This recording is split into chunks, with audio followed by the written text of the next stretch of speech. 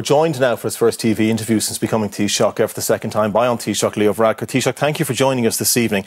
Before we get into the nuts and bolts of politics and all that, I know you want to reflect on the fact that we are tonight repatriating Private Sean Rooney, and perhaps you want to give a message to his loved ones and his family as that takes place. Well, just first of all, I really wanted to pay tribute to Private Sean Rooney, offer my condolences to his family, his friends and colleagues in the Defence Forces, and really to say to them, thank you. Thank you for sharing him with us. Thank you for his service. I've had the chance to visit South Lebanon to meet the troops there a few years ago, and there are communities there that have been able to live normal lives for decades now, and that would not be the case were it not for our serviceman who served there. And it's really sad to have lost a young man in the way it happened, but what they do is so valuable, and it's a terrible sacrifice for any family to have to make, but I want them to know that his life had real value and that we'll stand with them into the future. Yes, and I think the people across the nation will echo and agree with those words tonight. Taoiseach, unfortunately, of course, real life also continues and real politics continues, and you were elected again as Taoiseach yesterday for a second time. As you set out your stall in your speech, you spoke about going all out on housing and the challenge that housing is facing the country. What did you mean by that, and why have we not been going all out on housing? And what do you hope to achieve in the next 2.5 years to prove what all out means? Well, first of all, I just want to take the opportunity to thank TDs from Fianna Fáil, Fine Gael, Greens and Independents who supported my nomination yesterday, and my constituents in Dublin West who give me the opportunity to serve in the Dáil. And I want to say to the Irish people that I know there aren't many people who get a second chance to serve as Taoiseach. It's the first time this has happened in more than 20 years, and I'm going to give it 100% for as long as I hold the office. When it comes to housing, I genuinely think we have made progress in the last couple of years. I don't want to bore you with statistics, but sometimes they do matter. And, you know, roughly 28,000 new homes will be built this year.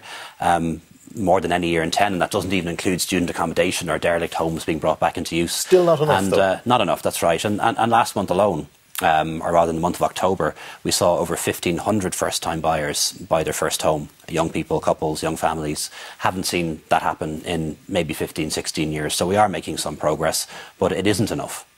We have a good plan with Housing for All. We have an excellent minister in Darragh O'Brien, but I want to really sit down with people who know the sector, understand the issues over the next couple of weeks, and work out what we can do to accelerate the implementation of that plan, and then also give consideration maybe to some things that we haven't done that might help us provide more housing, because fundamentally we do need to increase supply. It's not going to solve the problem on its own, but I don't think the problem can be solved unless we dramatically increase supply. And we have targets for next year. I don't want to meet those targets. I want to exceed those targets. OK, now reflecting on what Louise O'Reilly was saying there of Sinn Féin, that regardless of your intentions, this is all about delivery.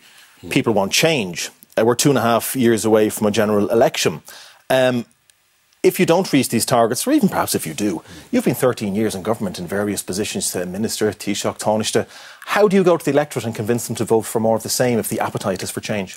Well, you know, I know none of this is easy, and achieving what we want to achieve when it comes to housing or climate or healthcare is very ambitious, but change isn't always for the better. You mentioned Sinn Féin there. Sinn Féin's a party that has been in office as well for most of the last 20 years north of the border.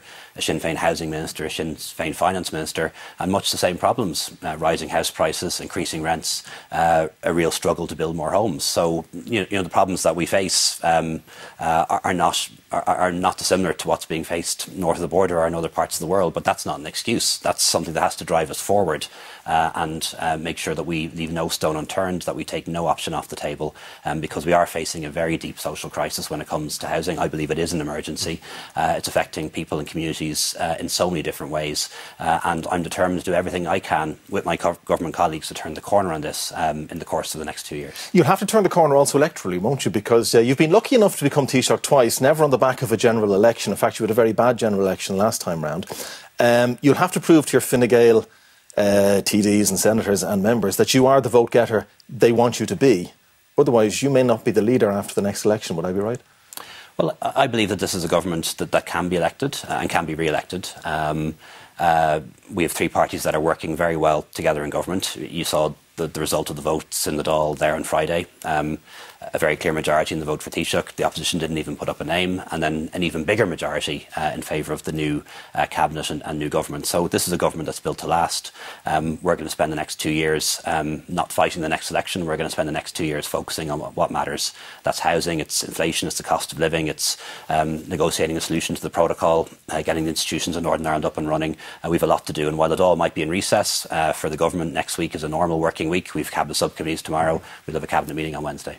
Now, you mentioned Northern Ireland and the protocol there. You're seen as quite a divisive figure in Northern Ireland, aren't you? Certainly among the unionist community. Will you be attempting to build bridges, or is that now Micheál Martin's job as Foreign Minister? No, this is something we'll work together on. Northern Ireland is always a shared responsibility between the Taoiseach and the Minister for Foreign Affairs. And I do intend to make an early visit to Northern Ireland to meet with the parties there, and also, as soon as possible, to meet with the Prime Minister in the United Kingdom, or in Dublin, as the case may be, because we've a lot to talk about. And, you know, when I finished up as Taoiseach, 2.5 years ago now, we did have an agreement with the British government, and Northern Ireland Assembly and Executive were up and running through no fault of anybody in Dublin. In my view, things fell apart, but I think we can put them back together again. If you were to make a pledge to the Irish people tonight, what should be the marker they should judge you on in 2.5 years' time when the election comes around? I suppose, first of all, the things that are going well will still be going well, and that's, you know, the jobs and the economy, and the public finances and economic opportunities, and the things that aren't going so well. For example, the situation with housing, inflation, healthcare, that those things will be getting better. OK, Taoiseach Leo Varadkar, thank you for speaking with us on 6-1 tonight. Thank you.